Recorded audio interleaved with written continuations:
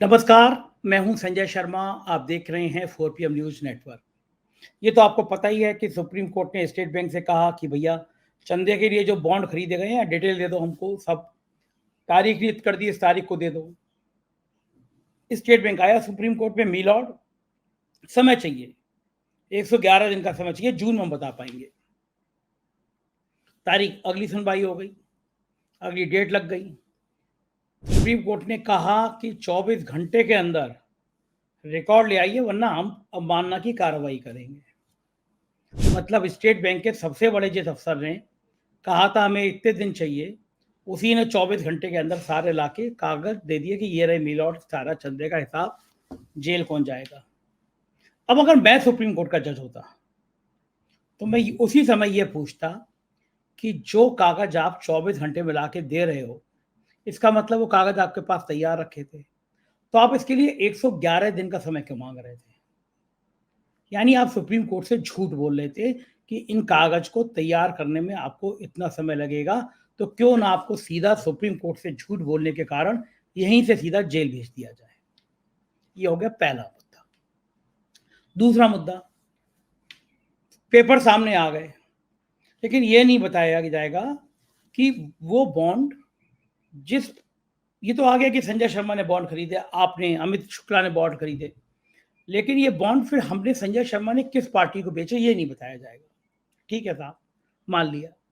तो चंदा मिला है उसका मोटा मोटा 55% भारतीय जनता पार्टी को मिला है, 45% में पूरा विपक्ष सब शामिल है, कांग्रेस और क्षेत्रीय दल। अब बड़ा सवाल यही हो रहा है कि ये जो चंदा है, क्या इसमें कोई ऐसे व्यक्ति तो नहीं है, जैसे मैं हूं, मुझे ईडी का नोटिस आया, व्यापारी हूं, बड़ा उद्योगपति हूं, ईडी का नोटिस आया, मैंने जाके 20 करोड़ के बॉन्ड लिए और एक पार्टी को दे दिए और नोटिस खत्म हो गया, ईडी का अफसर शांत हो गए। तो अगर यह नाम खुल गया कि संजय शर्मा को ईडी का नोटिस दिया था, जिसके बाद उन्होंने बॉन्ड खरीदे और पॉलिटिकल पार्टी को दे दिए, तो ये बड़ा बवाल होगा। अंबानी और अडानी ने किसको दिए बताने की जरूरत ही नहीं होगी, सबको पता है किसको दिए होंगे। तो मैंने एक सुझाव सोचा, मान लीजिए 55% तो भारतीय जनता पार्टी को है, भाजपा बताने को किसी कीमत पर राजी नहीं होगी कि उसको किन किन ने चंदा दिया है, लेकिन जो बचे हुए 45% हैं, कांग्रेस और विपक्ष के बाकी नेता, वो 15 तारीख को चुनाव आयोग में डेटा लोड होते ही अपनी पार्टी में दिए गए चंदे का नाम सार्वजनिक कर दें कि साहब ये 20 लोग हैं जिन्होंने हमें चंदा दिया, ये उनका नाम, संजय शर्मा 2 करोड़, प्रफुल्ल पटेल 50 लाख, ऐसे एक बाई जेड सबके नाम खोल दे।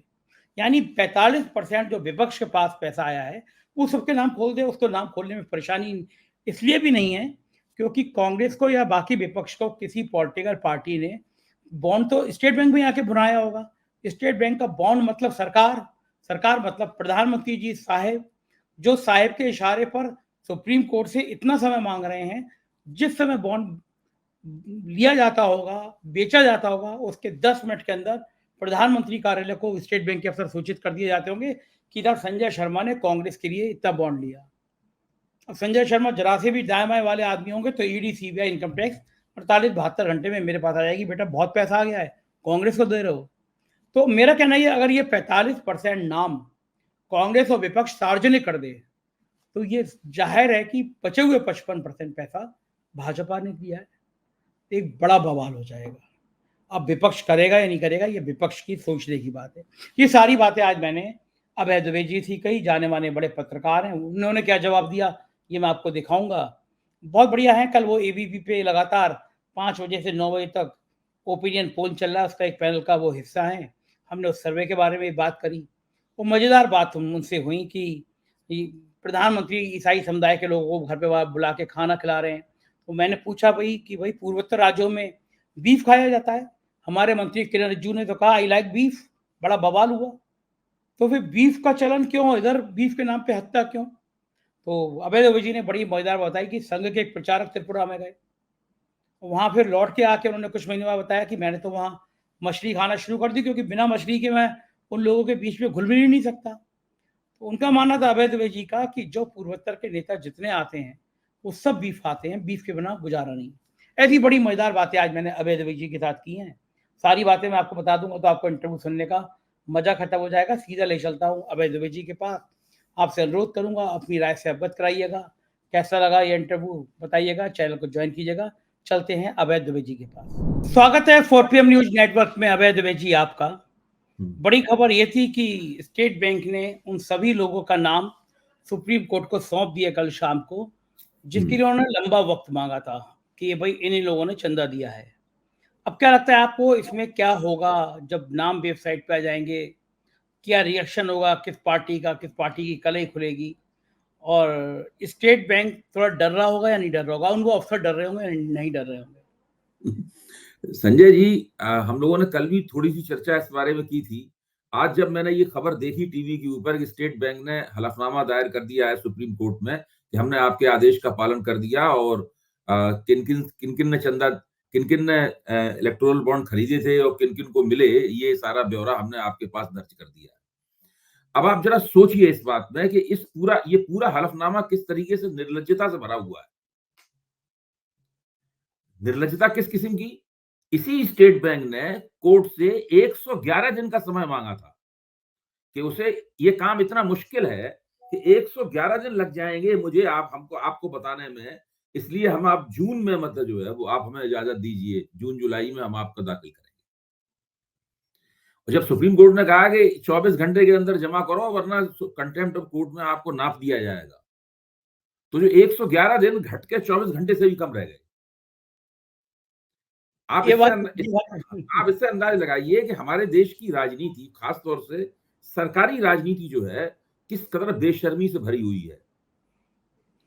स्टेट बैंक सरकारी बैंक है, देश का सबसे बड़ा बैंक है। उस ग्लोबल विश्व में स्टेट बैंक का अलग स्थान है कि उसका साइज जो है, स्टेट बैंक का आकार बहुत बड़ा है। भारत जैसे देश का लीड बैंक है स्टेट बैंक। सब कुछ सरकार के आदेश पे उसमें होता है। सरकार जिसको चाहे उसको लोन मिलते हैं, जिसको चाहते हैं इसको लोन माफ कर दिए जाते हैं। सब कुछ सरकार के आदेश पे स्टेट बैंक में होता है। स्टेट बैंक अगर कोलैप्स कर जाए तो हिंदुस्तान की, समझ लीजिए, पहला संकेत होगा हिंदुस्तान की पूरी अर्थव्यवस्था कोलैप्स कर रही है। इतनी बड़ी चीज है स्टेट बैंक। ऐसे स्टेट बैंक ने सरकार के कहने पर अपनी नाक कटाई। आप सोचिए क्या जरूरत थी? इतनी भी स्वायत्तता नहीं है। इतना बड़ा फाइनेंशियल इंस्टीट्यूशन है, देश का सबसे बड़ा फाइनेंशियल इंस्टीट्यूशन है मेरे ख्याल से। उसके बाद नंबर आता होगा LIC का, जीवन बीमा निगम का नंबर आता होगा साइज के हिसाब से और जो इन्वॉल्वमेंट है अर्थव्यवस्था में उसके हिसाब से।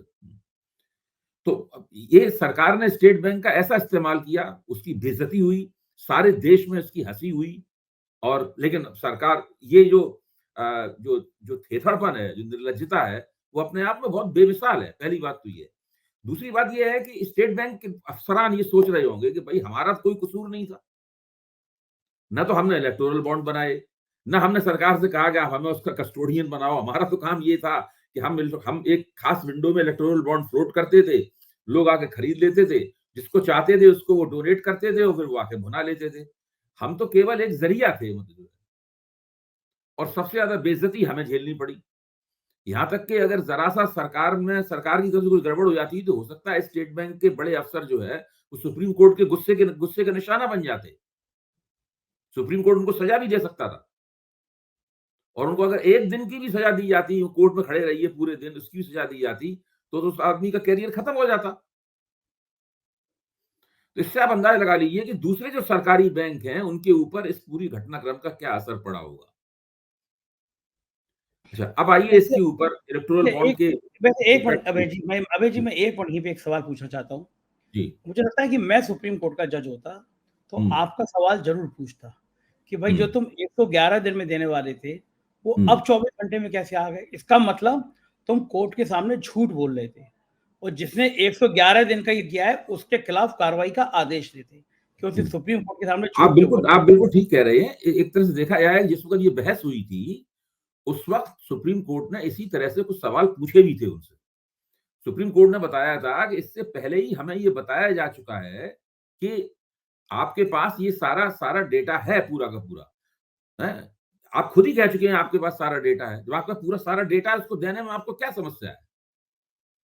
ऐसा तो है नहीं कि डेटा आपको कहीं से निकालना हो, डेटा को आपको टैली करना हो। जब पहले से डेटा आपके पास है मौजूद, उसको देने में क्या दिक्कत है? तो दरअसल ये पूरी की पूरी जो सरकार की कार्रवाई थी, ये अपने आप में एक फर्जी किस्म की कार्रवाई थी। और ये एक ऐसी जिसे कहते नहीं कि वो एक ऐसा दांव था जो कि नाकाम होने के लिए अभिशप्त था। तो इस पहले से ही मैं समझता हूँ स्टेट बैंक की काफी इसमें बेइज्जती हो गई है।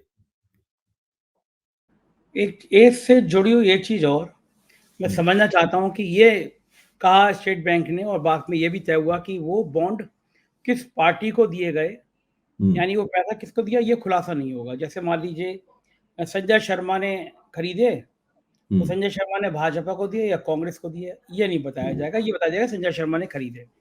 अब मैं आपसे सवाल करता हूं कि जो बॉन्ड बिके हैं उसमें से ये पहले रिपोर्ट आ चुकी है कई संस्थाओं की, चंदा 90% भारतीय जनता पार्टी को मिला है, लगभग 55%।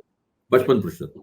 55%, 55% भारतीय जनता पार्टी को मिला है और 45% बाकी पार्टियों को मिला है। कांग्रेस का शायद 20% है ना मेरे ख्याल से। हाँ, नहीं कांग्रेस का है, उसके बाद क्षेत्रीय दलों को काफी है। ठीक है। सबसे कम समाजवादी पार्टी, इन सब कुछ बहुत कम है। अब मैं ये पूछना चाहता हूँ झारखंड आपसे मुक्ति मोर्चे को बहुत कम है जी। अभय जी, मैं ये पूछना चाहता हूँ आपसे, रूलिंग पार्टी को 55%, 45% विपक्ष को। अब ऐसे में अगर एक बड़ा दांव खेल दे विपक्ष, कांग्रेस कहते हमें ये 15% या 20% मिला, ये रहा उसका ब्योरो। अभय दुबे जी ने दिया, संजय शर्मा ने दिया, इन्होंने दिया, ये रही डिटेल। समाजवादी पार्टी कह दे, ममता बनर्जी की पार्टी कह दे, यानी 45% का ब्योरा सब विपक्ष दे दे, तो जाहिर है कि जो 55% है वो तो बीजेपी के पास है। तो एक बड़ा दांव नहीं हो जाएगा कि 55% पैसा बहुत बड़ा दांव हो जाएगा इसमें। आपकी बात पे मैं भी कुछ कहूंगा, दिलचस्प बात आपने उठाई है, मैं कहूंगा। देखिए ऐसा है कि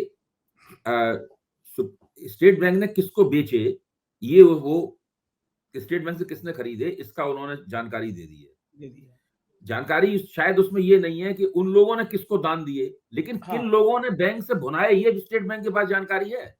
हाँ ये तो है, हाँ ये तो है। हाँ, हाँ, तो वो उसी के आधार पर तो एडीआर ने बताया कि 55% भाजपा ने बनाए। हाँ हाँ, उसी के आधार पर बनाया। हाँ, उसी के आधार पर है। अब आप जो सुझाव दे रहे हैं, ये बहुत बढ़िया सुझाव है। ये विपक्ष को एक तरह की रणनीति बनाने का मौका दे सकता है। विपक्ष को मुझे आप और एम्पलीफाई कीजिए अपनी बात को दूसरे अपने कई कार्यक्रमों में, और इस बात को रखिए कि इस मौके का जैसे ही चुनाव आयोग की वेबसाइट पे ये चीज जाती है और पब्लिक डोमेन, हम सब लोग भी देख पाएंगे उसको, पब्लिक डोमेन में ये सब बात, क्योंकि सूचना के अधिकार के तहत होता तो हम और आप भी देख पाए, इसीलिए तो है ये। तो जैसे ही आती है वैसे ही विपक्ष को चाहिए आपकी इस राय के आधार पर कि विपक्ष अपनी तरफ से खोल दे कि भाई हमने इन लोगों के हमें दान मिला था, हमें तो हमने उनका इतना भुनाया, ये है उन कंपनियों के नाम। और इस सुप्रीम कोर्ट की जो स्पिरिट है कि हम सूचना के अधिकार को बुलंद रखना चाहते हैं, उस स्पिरिट का सम्मान करते हुए हम भी देश की जनता को बता रहे हैं कि हमें इन कंपनियों ने इतना इतना चंदा दिया इलेक्टोरल बॉन्ड के जरिए। इसके बाद और उसके बाद बीजेपी की कोर्ट में बॉल होगी, या तो बीजेपी भी प्रकट करे इस बात को, नहीं प्रकट करेगी तो आलोचना का सामना करना पड़ेगा। और दूसरा साफ हो जाएगा ना, जब विपक्ष का 45% पैसा सामने आ गया तो बचा वो सारा बीजेपी का। बचा वो सारा बीजेपी का, और चूंकि विपक्ष ने उसको प्रकट कर दिया तो उसके बाद बीजेपी को तय करना होगा कि वो प्रकट करे या ना करे। और करेगी। और अच्छा मान लीजिए अब बीजेपी उन 55% पैसे को प्रकट करती है तो क्या लगता है आपको फंस जाएगी? नहीं, ये तो डिपेंड करता है कि जैसे ही सामने अभी आएगा कि किन कंपनियों ने कितना कितना पैसा दिया है, उसमें हम अंदाज से लगा सकते हैं कि 55% बीजेपी को कौन कौन पैसा गया होगा। और वो अनुमान मोटे तौर पे 19-20 सही साबित होगा। नहीं अभय जी देखिए, 2-3 तो ऐसे लोग हैं, अंबानी है, अडानी है, उन्होंने दिया ही होगा, इसमें तो कोई सोचना ही नहीं है। लेकिन बड़ा सवाल यह है कि अगर संजय शर्मा को ईडी का नोटिस मिला है और संजय शर्मा ने 20 करोड़ रुपए दिए हैं और नोटिस पे फिर कुछ नहीं हुआ है, तो बहुत बड़े सवाल खड़े हो जाएंगे ना। तो कांग्रेस जाहिर कर रही है। नहीं, ये सब चीजें जो है ना, इन सब चीजों का लिंक आपस में साबित, इनका संपर्क आपस में साबित करके इन चीजों को साबित करना पड़ेगा। बहुत बड़ा काम है, नहीं साबित होंगी, ये अपने आप नहीं साबित होंगी। आम लोग इस काम को नहीं कर पाएंगे, ये विपक्ष का काम है। आप जो कह रहे हैं, विपक्ष को चाहिए कि जिनसे उन्हें चंदा मिला है, जिनसे इलेक्टोरल बॉन्ड दान में मिले हैं, उनका नाम वो पब्लिक डोमेन में रख दें। इससे भारतीय जनता पार्टी परेशान हो जाएगी बहुत। उसके बाद में विपक्ष को चाहिए कि जो बचा हुआ पैसा है वो सारा भारतीय जनता पार्टी को मिला है। लेकिन किन किन का पैसा मिला है एग्जैक्टली भारतीय जनता पार्टी उसको बताने के लिए बाध्य होती है कि नहीं होती है, ये भी देखना होगा। उसके हाँ। बाद में जब भारतीय अगर ये पता लग जाए तो इस सब चीजों को लिंकअप करने की कवायद करनी पड़ेगी विपक्ष को, और उसको तुरंत आनन फानन में 24 घंटे के अंदर ये कवायद करके एक व्हाइट पेपर पब्लिश करना होगा कि भारतीय जनता पार्टी को किस तरह ये सूट-बूट की सरकार है, ये कारपोरेट पूंजी की सरकार है, और किस तरीके से उसमें क्विड प्रो को हुआ है, मतलब जो है इस हाथ दिया गया और उस हाथ फायदा लिया गया। इस प्रकार की कुछ घटनाएं अगर साबित हो सकती हैं इस पूरी प्रक्रिया से, तो वो भारतीय जनता पार्टी का जो दावा है मोदी का कि हमारी सरकार में भ्रष्टाचार नहीं होता है, हम गरीबों की सरकार है, मतलब तो इन दो चीजों के ऊपर बहुत ही जबरदस्त प्रहार किया जा सकता है। ये हम कह सकते हैं कि चुनाव की बिल्कुल पूर्व संध्या ही कहेंगे हम, क्योंकि 2-4 दिन में हो ही जाएंगे डिक्लेयर। जी एक जी, बहुत बड़ा झटका लग गया है। झटका लग सकता है बशर्ते विपक्ष इस बॉल को ठीक से खेले। मुझे जी। विपक्ष की इस क्षमता पे बड़ा शक रहता है कि ये हाँ, सही बात है, वो लोग मौका ढीले हो मिलता है तो जाते मौके का लाभ उठाते हैं कि नहीं उठाते हैं। ढीले हो इस जाते हैं मामले वो। में ये बहुत फिसड्डी है। दूसरा बड़ा सवाल ये है कि 15 तारीख को चुनाव आयोग की नियुक्ति करने की जी संभावना बताई जा रही थी, खबरें आ रही थी कि जी शायद एक बैठक बुलाई जाएगी। लेकिन जी एक रिट हुई और रिट में मोटा-मोटा ये कहा गया कि भई इस तरह मोदी जी नहीं चुन सकते, कि मोदी जी और उनका एक मंत्री और फिर वो नेता विरोधी दल। तो हाँ उस रिट पे, उस अर्जी पे 15 मार्च को सुप्रीम कोर्ट सुनवाई को राज़ी हो गया है। जी सुप्रीम कोर्ट के जो तेवर हैं, उन तेवरों को देख के कुछ भी हो सकता है। ये भी हो सकता है कि सुप्रीम कोर्ट कहते भई अब आप चुनाव सिर पर है, अब आप हम्म चुनाव आयोग नियुक्त नहीं करेंगे, हम आप नाम बता दीजिए, हम तय कर लेंगे उसमें से। हम्म या अगर ऐसी कोई बात हो गई, यानी 2 निष्पक्ष चुनाव आयुक्त आ गए, हम्म गांधी जी के 3 बंदरों की तरह नहीं आए जिन्हें कुछ दिखाई ना पड़े, सुनाई ना पड़े, हम्म बोल नहीं पाए। हम्म 2 हम्म निष्पक्ष चुनाव आयुक्त आ गए, हम्म। तो क्या ये और भयंकर से भी भयंकर झटका हो जाएगा भाजपा के लिए? देखिए, जो अरुण गोयल का जो इस्तीफा है, उस इस्तीफे ने एक तरह का संकट तो पैदा कर ही दिया है। अच्छा, अब ये इन लोगों के सामने दिक्कत ये है कि इनको पहले एक सर्च कमेटी बनानी चाहिए कायदे से। उस सर्च कमेटी बना के उससे 3 नामों के पैनल बनना चाहिए। उन 3 नामों के पैनल पर प्रधानमंत्री, कैबिनेट रैंक के मंत्री और विपक्ष के नेता, इन सबको बैठ के उसमें से एक नाम तय करना चाहिए। प्रक्रिया ये है। तो अभी तक तो इन्होंने सर्च कमेटी नहीं बनाई है। जाहिर है कि इस काम को ये बहुत जल्दी कर सकते हैं, फटाफट सर्च कमेटी बना सकते हैं, 24 घंटे के अंदर सर्च कमेटी एक पैनल प्रोड्यूस कर सकती है, उस पैनल को बैठ के ये लोग वो कर सकते हैं। लेकिन अब सुप्रीम कोर्ट 15 तारीख को सुनेगा, इसका मतलब ये है कि मामला अब ये लटक गया है। इसके 2-3 फलितार्थ हो सकते हैं। एक फलितार्थ ये हो सकता है कि शायद ये लोकसभा चुनाव एक ही चुनाव आयोग ही इसकी पूरी कार्रवाई पूरी करे। मतलब परिस्थिति इस तरह की बन गई है कि वही स्वयंभू हो जाए राजीव कुमार साहब, और वो उनकी जो निष्ठाएं हैं, उनकी निष्ठाओं के बारे में हम लोग जानते ही हैं कि उनकी निष्ठाएं किधर हैं। तो ये परिस्थिति है, और अ, भाजपा सरकार को भी अब सुप्रीम कोर्ट में मामला चला गया है, वो क्या फैसला देता है उसके हिसाब से अपनी पूरी रणनीति को दोबारा कैलिब्रेट करना होगा, और वो मुश्किल पैदा हो सकती है। सुप्रीम कोर्ट कुछ ऐसा निर्णय भी ले सकता है जिससे इनको मुश्किल पैदा हो। बिल्कुल ठीक बात है। अब एक और महत्वपूर्ण बात करना चाहता हूँ। साहिब प्रधानमंत्री जी रिश्ते बहुत अच्छा निभाते हैं।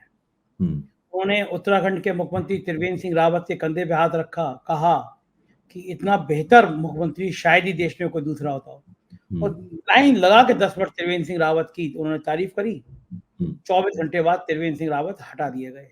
हम्म हरियाणा में उन्होंने बताया कि किस तरह मुख्यमंत्री खट्टर उनको मोटरसाइकिल में बिठा के घुमाते थे, एक हम्म छोर से दूसरे छोर तक ले जाते थे। खट्टर साहब इतने अभिभूत थे, उस तारीफ को सुन के बार-बार कैमरा जब चेहरे पे फ़ोकस हो रहा था, खट्टर साहब को लग रहा था कि जितने देश के मुख्यमंत्री हैं, आज मेरा कद सबसे बढ़ हम्म गया। क्योंकि आज प्रधानमंत्री ने बता दिया कि वो मेरी मोटरसाइकिल पे घूमते थे, मैं बॉस था। हम्म 24 घंटे बाद उनको हटा दिया गया। हम्म अकेले मुख्यमंत्री उत्तर प्रदेश के योगी आदित्यनाथ हैं, जिनके कंधे पे हाथ रखा लेकिन उनको हटा नहीं पाए। कोशिशें बहुत हुई, हटा नहीं पाए। एक ट्वीट आया, एक कुलकिन गोयत हैं, उन्होंने लिखा कि हरियाणा के नए मुख्यमंत्री के रूप में शपथ लेने जा रहे नायब सैनी जी की धर्मपत्नी हाल में जिला पार्षद के चुनाव में चौथे स्थान पर आई थी और जमानत जब्त हुई थी। एक बहुत अच्छा ट्विटर हैंडल है राफेल गांधी का, उन्होंने लिखा, नायब सैनी जी पार्षद चुनाव में अगर 5वें स्थान पर रहते तो 1 महीना पहले जल्दी मुख्यमंत्री बनते, क्योंकि साहब का मानना है कठपुतली जितनी हल्की हो उतनी ही अच्छी मसलती है। तो ये जो साहब की अदा है कि जिसके कंधे पे हाथ रखा, जिसकी तारीफ कर दी, उसका अंत निश्चित है। खूब आप रिश्तों को दिलचस्प तथ्य निकाल के लाए। मैंने तो इस तरफ ध्यान नहीं दिया था, मैं मानूंगा इस बात को। तो इससे एक ये पैटर्न निकलता है कि नरेंद्र मोदी अगर किसी अपने कारकुन की, यानी जो अपने किसी मुख्यमंत्री या मंत्री की ज्यादा तारीफ करें तो समझ लीजिए उसके आखिरी दिन नजदीक आ गए हैं। इतने हाँ, नजदीक आ गए हैं कि 24 घंटे के अंदर ही अंदर जो है ना उसका पत्ता साफ हो सकता है। तो ये इससे अच्छा, होता है। इसमें और अपवाद योगी आदित्यनाथ हैं, लेकिन योगी आदित्यनाथ कोशिशें, योगी आदित्यनाथ अपवाद है, कंधे पे हाथ रखे योगी बहुत। आदित्यनाथ के बारे में तो भाजपा का दिल्ली में बैठा हुआ आला कमान है, मुझे लगता है कि लगातार वो आकलन करता रहता है कि इनके इनके द्वारा किया गया नुकसान ज्यादा हमारे लिए, नुकसान झेलना हमें ज्यादा मुश्किल होगा, या इनके रहने से हमको ज्यादा आसानी होगी। वो इस तरह का एक कोई आकलन करता रहता है इनके बारे में। तो उस आकलन में जब तक ये होता है कि भाई अगर इनको हमने हटा दिया तो उससे जो नुकसान होगा उससे हमें बहुत ज्यादा दिक्कत होगी।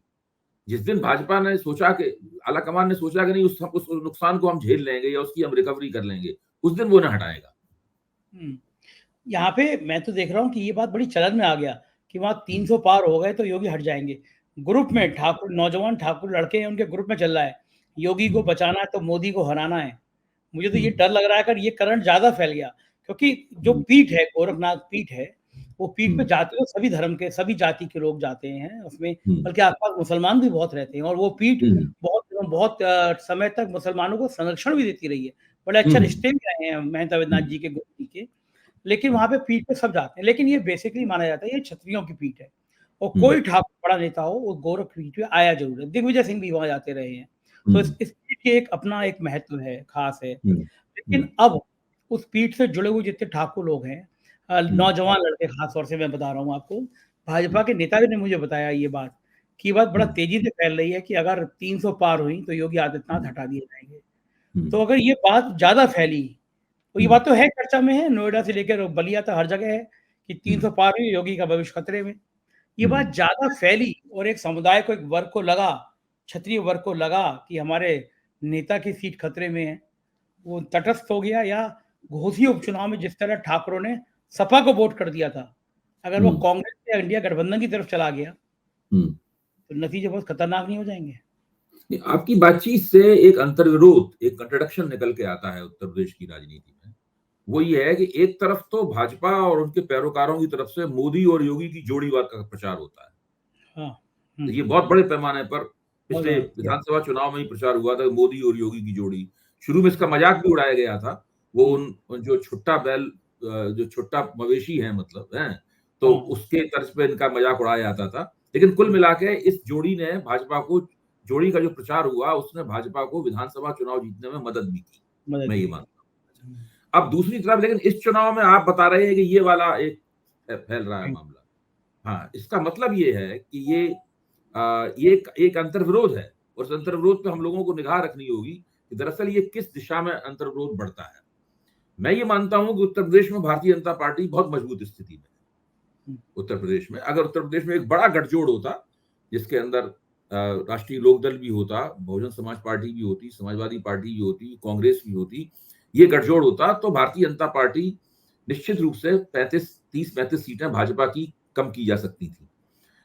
लेकिन अब चूंकि ये गठजोड़ नहीं है और आरएलडी को भी उन्होंने वापस ले लिया है, अपनी तरफ खींच लिया है, मायावती को उस गठजोड़ में जाने से रोक दिया है भारतीय जनता पार्टी ने। मैं ये मानता हूँ बाकायदा मायावती को रोका गया है गठजोड़ में जाने से, मेरी अपनी मान्यता है।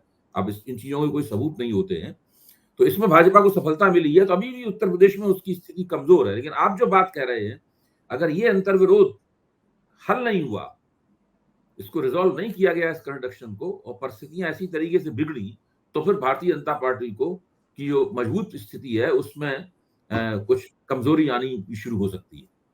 तो ठीक है। अच्छा, मायावती जिन से प्रत्याशियों को आगे बढ़ा रही है, घोषणा कर रही है, मुस्लिम ज्यादा होंगे, स्वाभाविक है मुसलमान ज्यादा होंगे। आपको क्या लगता है उत्तर प्रदेश में मुसलमान इंडिया गठबंधन, सपा कांग्रेस से गठबंधन की जगह क्या मायावती को केवल वही मुसलमान वोट, मायावती के उसी मुसलमान प्रत्याशी को मुसलमान वोट मिलेंगे जो बिल्कुल लोगों की निगाह में हो कि बिल्कुल ये जीतने की स्थिति में है। 100% जब लोगों को यकीन होगा कि ये भारतीय जनता पार्टी के उम्मीदवार को हरा रहा है और ये बिल्कुल जीतने की स्थिति में है, केवल उसी वक्त मुसलमान वोट मिलेंगे। और ऐसे उम्मीदवार उनके बहुत ही कम ही होंगे जो इस तरह का, क्योंकि मायावती जिन मुसलमानों को टिकट विकट देती हैं, आप जानते हैं उनके टिकट विकट देने का तरीका क्या है, उसमें क्या कोई प्रोको होता है। इन बातों को दोबारा बार बार कहने की आवश्यकता नहीं है। तो तभी टिकट, वरना आमतौर पर जो अल्पसंख्यकों के वोट हैं वो पूरी तरीके से सपा और कांग्रेस के गठजोड़ को जाएंगे। कांग्रेस जो है वो भी अपने पत्ते नहीं खोल रही है, खास तौर से अमेठी और रायबरेली को लेकर। क्या कारण है, क्यों नहीं बता रही कि अमेठी से कौन लड़ेगा, रायबरेली से कौन लड़ेगा? मुझको लगता है उसके अंदर भी एक ऊहापोह है। ये लोग अभी सोनिया गांधी, प्रियंका गांधी और राहुल गांधी ये तय नहीं कर पा रहे हैं कि अमेठी रायबरेली में वो अपना भाग्य आजमाए या ना आजमाए।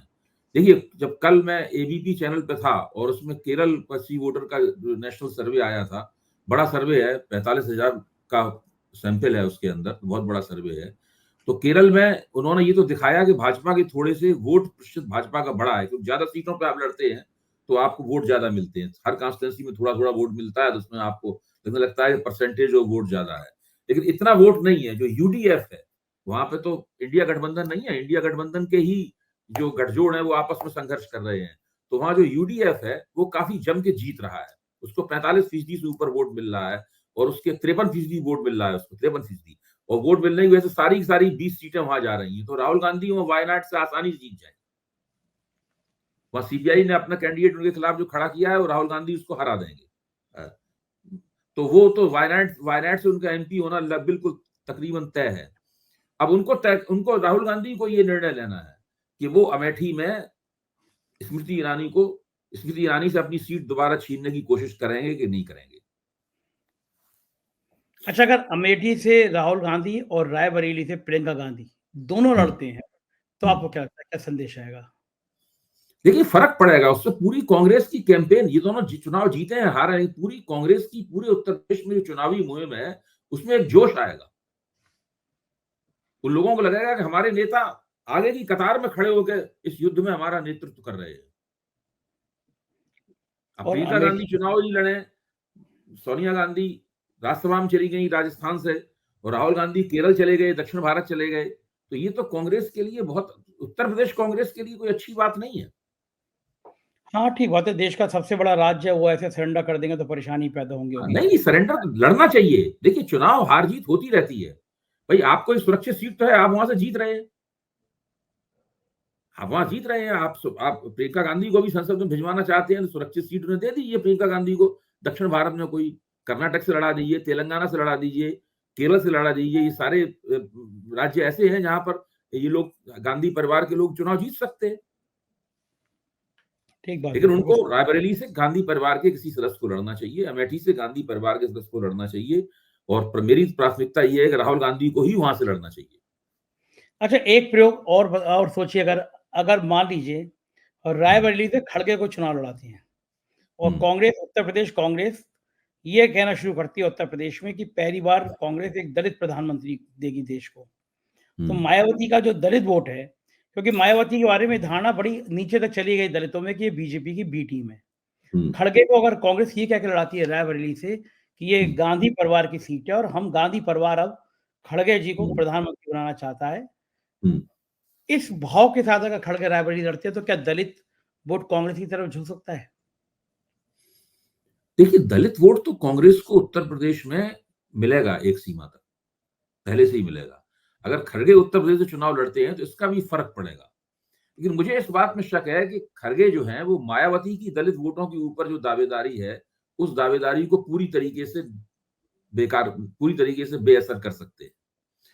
खड़गे के चुनाव लड़ने के बावजूद भी मायावती दलित वोटों की पहला आकर्षण होगी। जो चर्चा चली थी, संतोष भारती और मेरे बीच में जो बातचीत हुई थी, जो है उस बातचीत में क्या था? उस बातचीत में यही था कि 9 तारीख को सोनिया गांधी को ऐलान करना था कि वो मायावती को प्रधानमंत्री पद के उम्मीदवार के तौर पर राष्ट्रीय मंच पे पेश कर रही हैं विपक्ष की तरफ से। अच्छा, मैंने संतोष जी से पूछा कि 9 तारीख तो निकल गई, रविवार को उनसे मेरी बातचीत हुई, ऐसा क्यों हुआ? तो संतोष जी ने कहा कि भाई सोनिया गांधी ने मायावती से कहा है कि हमारी पार्टी में आपको प्रधानमंत्री पद का उम्मीदवार घोषित करने पे एकता नहीं हो पा रही है, इसलिए हम आपको चुनाव के बाद तो कोशिश कर सकते हैं, सोच सकते हैं, चुनाव के पहले हम घोषित नहीं करेंगे। उधर मायावती ने अखिलेश के सामने ये प्रस्ताव रखा कि दलित सीट से आप लड़िए और बैकवर्ड सीट से मैं लड़ूंगी। अखिलेश ने इसको मानने से इनकार कर दिया। अखिलेश ने कहा नहीं, आप दलित नेता हैं, आप दलित सीट से लड़िए, मैं ठीक बात बैकवर्ड लीडर हूं, मैं बैकवर्ड सीट से लड़ूंगा। सही इस बिल्कुल तरीके से वो सारा संतोष जी का वर्जन है ये। इस हुँ, तरीके से सारा प्रस्ताव जो है ना वो विफल हो गया। तो दूसरे मुझे इस बात में पूरा शक है कि कांग्रेस में अभी इस बात गांधी परिवार के बाहर किसी भी व्यक्ति को प्रधानमंत्री पद का उम्मीदवार घोषित करने के सवाल पे वो लोग तैयार नहीं, चाहे भले ही वो ठीक उनकी पार्टी का हो या पार्टी के बाहर का हो। बिल्कुल ठीक बात है, मुझे भी लगता है। कल आप किस एबीपी चैनल पे थे, 4 घंटे हम सुन रहे थे, आपको सर्वे आ रहा था जी और दक्षिण में कांग्रेस बहुत मजबूत थी और भाजपा लगभग गायब थी, खास तौर से तमिलनाडु, जहाँ प्रधानमंत्री ने कई दौरे किए, वहाँ वहाँ भी एक नेता की पीठ थपथपाई। अब मुझे उस नेता की पीठ अब चिंता हो रही है कि जिसकी पीठ थपथपा दी वो गया, तो वहाँ भी अन्नामलाई की पीठ बहुत थपथपाई थी उन्होंने। तो क्या दक्षिण में जो कल एबीपी का सर्वे आया था, जिसमें आप भी थे, दक्षिण में तो बीजेपी पूरी तरह से साफ है। भाई उसमें दो राज्यों के ऊपर उसमें दो राज्यों के आंकड़े आए, एक तो तमिलनाडु का और एक केरल के। इसमें समझा जाता था कि प्रधानमंत्री ने बहुत दौरे किए हैं उसमें, और केरल में तो स्थिति ये थी कि जो 25 दिसंबर को अटल बिहारी वाजपेयी का जन्मदिन होता है, तो हर बार भारतीय जनता पार्टी अटल बिहारी वाजपेयी का जन्मदिन मनाती है। इस बार उन लोगों ने क्रिसमस मनाया जम के, और भाजपा के कार्यकर्ता मोटरसाइकिलों पर जाके क्रिसमस में भाग लिया उन्होंने, और जो ईसाइयों को उन्होंने खास तौर से मैरी क्रिसमस कहा, क्योंकि वाह! केरल की जो डेमोग्राफी है, यानी जनसंख्या मूलक विन्यास जो है, वो हिंदू है, मुसलमान है और ईसाई है, 3 बड़े ग्रुप है ना। तो जब तक 2 बड़े ग्रुप एक साथ नहीं आएंगे तब तक वहां पे केरल में नहीं जीत सकते। तो वो चाहते हैं कि ईसाई मिल जाए हमारे साथ में। वाह! प्रधानमंत्री ने भी तो अपने अपने यहाँ पे घर में बुला के बड़े ईसाई पादरियों को और उन सबको खाना ना खिलाया ना बुलाकर। ऐसा हाँ, कभी यही वो हाँ, मुस्लिम उलेमाओं के साथ नहीं करते। मुझे तो लग वो रहा है यही स्पीड है। भाजपा की पूरी कोशिश ये है कि इस देश के ईसाइयों को वो अपनी तरफ खींच ले। उत्तर पूर्व में भी कोशिश कर रही है और दक्षिण में भी वो ये कोशिश कर रही है। तो इस कोशिशों के चलते ये माना जा रहा था कि शायद केरल में बीजेपी कुछ कर पाएगी, और वहां पे बीजेपी फाइट को ट्रायंगुलर बना पाए, त्रिकोणात्मक बना देगी। वहां पे पहले ही से सीपीएम के नेतृत्व वाला मोर्चा अलग है, एलडीएफ लेफ्टिनेंट डेमोक्रेटिक फ्रंट, और UDF United democratic front Congress के नेतृत्व वाला मोर्चा है, और फिर उधर बीजेपी। इस तरह 3 हो जाएगा। लेकिन इसके बावजूद भी आंकड़े बताते हैं सर्वेक्षण के कि बीजेपी को किसी किस्म का कोई फायदा नहीं हो रहा है।